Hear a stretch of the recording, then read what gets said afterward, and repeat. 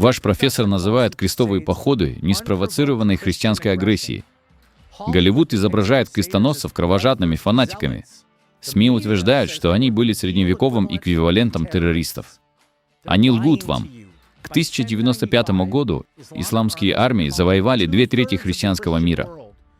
Иерусалим, Антиохия, Александрия — самые святые места христианства под ударом меча. Примите ислам, платите налог или умрите. Какой у вас был выбор? Когда Урбан II объявил первый крестовый поход, это было не завоевание, а освобождение. Христианские рыцари не начинали войну. Они завершили войну, которая продолжалась 400 лет. Вот что должно вас ужаснуть.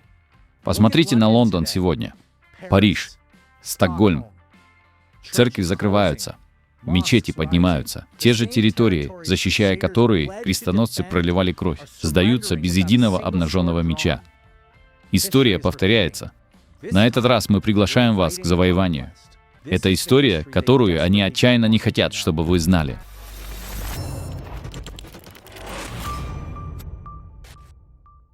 Вот что происходит на самом деле. Снова разворачивается та же картина, которая привела к крестовым походам. Демографическое замещение, религиозные завоевания, крах цивилизации.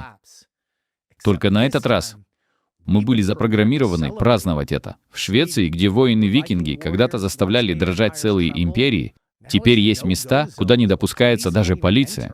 Франция, родина Шарля Мартеля, который остановил исламскую экспансию в Туре.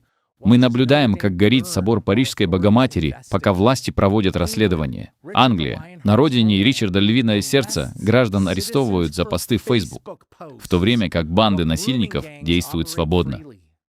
Крестоносцы понимали что-то, о чем мы забыли. Когда цивилизации отказываются от Бога, они не становятся нейтральными, они становятся завоеванными.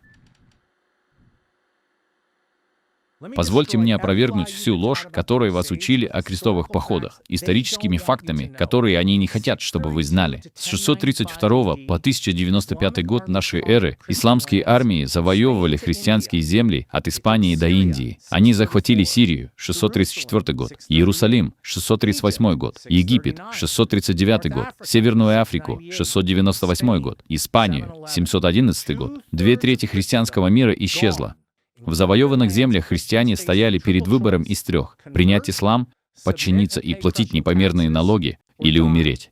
Затем пришли турки-сельджуки. Они не просто завоевывали, они устраивали резню. Христианских паломников пытали, грабили и убивали на дорогах, ведущих в Иерусалим.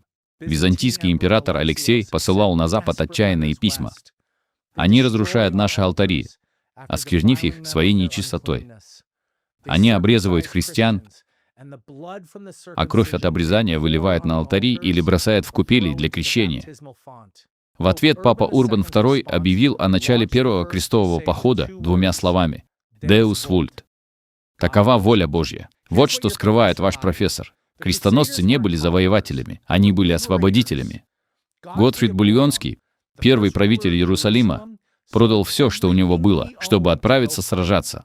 Он отказался от титула короля, заявив, что никто не должен носить золотую корону там, где Христос носил терновый венец. Реймонд Тулузский потратил 400 тысяч серебряных марок, все свое состояние, на финансирование крестового похода. Они не были охотниками за сокровищами, они были людьми, которые понимали, что некоторые вещи важнее жизни.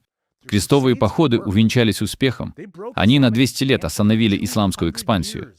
Без них не было бы ни Ренессанса, ни реформации, ни научной революции. Парижский университет превратился бы в медресе. Фома Аквинский никогда бы не писал. Данте никогда не был бы поэтом. Западная цивилизация закончилась бы в XI веке. «Благословен будь Господь, скала моя, обучающая мои руки войне и мои пальцы битве». Псалом 143, стих 1. Каждый рыцарь-крестоносец молился так перед битвой. Они знали то, что современные христиане отрицают. Иногда любовь требует меча, но нас учили стыдиться людей, которые спасли нашу цивилизацию. И теперь, забыв, за что они сражались, мы теряем это, не сделав ни единого выстрела. Хотите знать, почему Европа рушится, в то время как их предки завоевывали? Одно слово — вероотступничество. Сила средневековой Европы исходила из одного источника — веры. Когда Готфрид Бульонский взял Иерусалим, его первым делом была молитва. Когда Ричард «Львиное сердце» сражался с Саладином, он нес крест в бой. Эти люди сражались не из-за этнической принадлежности или экономики. Они сражались за Христа. Современная Европа отказалась от Бога и получила именно то, что 28 глава Второзакония обещает отступническим народам. Чужеземец, который живет у тебя, будет подниматься над тобой все выше и выше, а ты будешь опускаться все ниже и ниже. Стих 43. Посмотрите на закономерность. Франция. В 1970 году 65% жителей были христианами, сегодня их 25%. Результат — сотни церквей превращены в мечети. Целые кварталы подчиняются законам шариата. Учители обезглавливают за показ карикатур. В Великобритании ежегодно закрывается 50 церквей, но открывается 423 мечети. В Лондоне избран мэр-мусульманин, который называет умеренных мусульман дядюшками Томами. Германия отменяет рождественские ярмарки из соображений культурного разнообразия. А мигранты нападают на женщин в канун Нового года. И какова реакция христиан? Они говорят: «Подставь другую щеку». Иисус был пацифистом, утверждают они.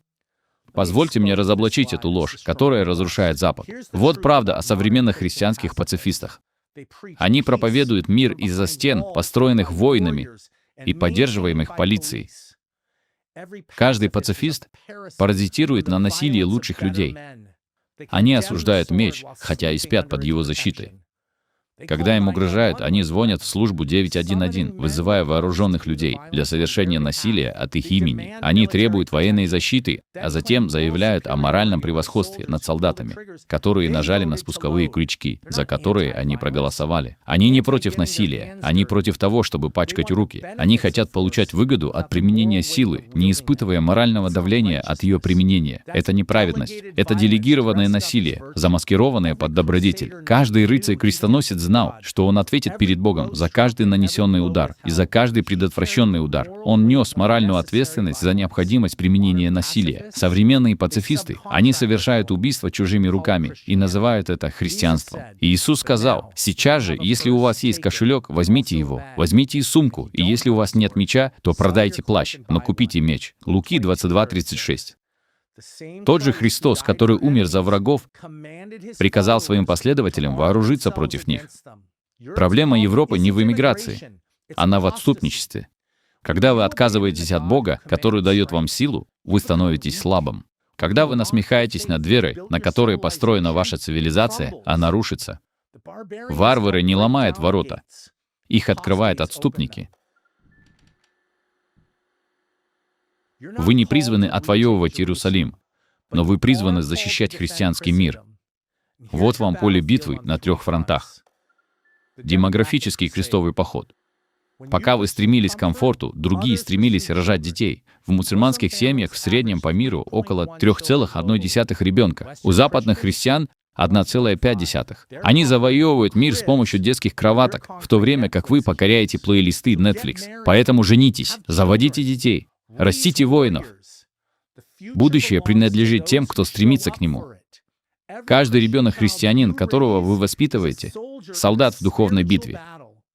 Каждая семья, которую вы не создаете, это проигранная территория. Культурный крестовый поход.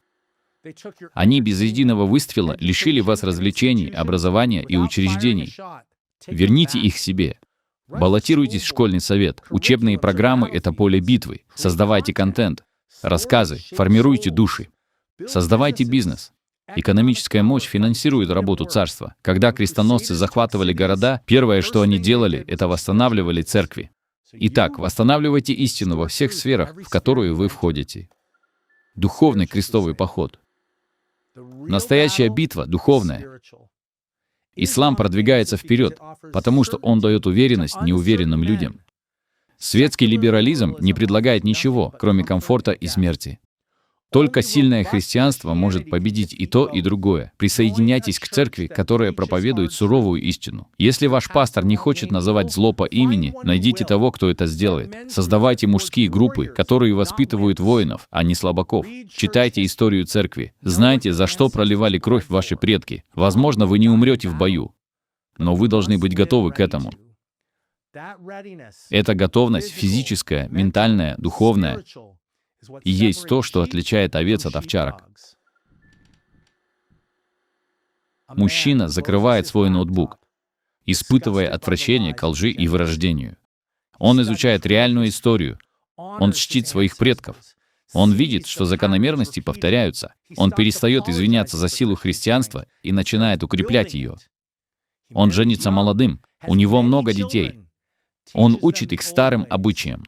Он создает богатство не для комфорта, а для влияния царства. Он тренируется в бою не для самоутверждения, а для защиты. Он занимается политикой не ради власти, а ради праведности. Другие люди видят его ясность ума и восхищаются его мужеством. Они помнят, за что сражаются. Образуется братство. Они не из тех, кто играет в рыцарей, а из тех, кто понимает, что поставлено на карту. Кто постоит за меня против нечестивых? И кто встанет за меня против злодеев? Псалом 93:16. Крестоносцы ответили ценой своей жизни. Как ответите вы? Deus vult означает «такова воля Божья». Чего Бог хочет от вас?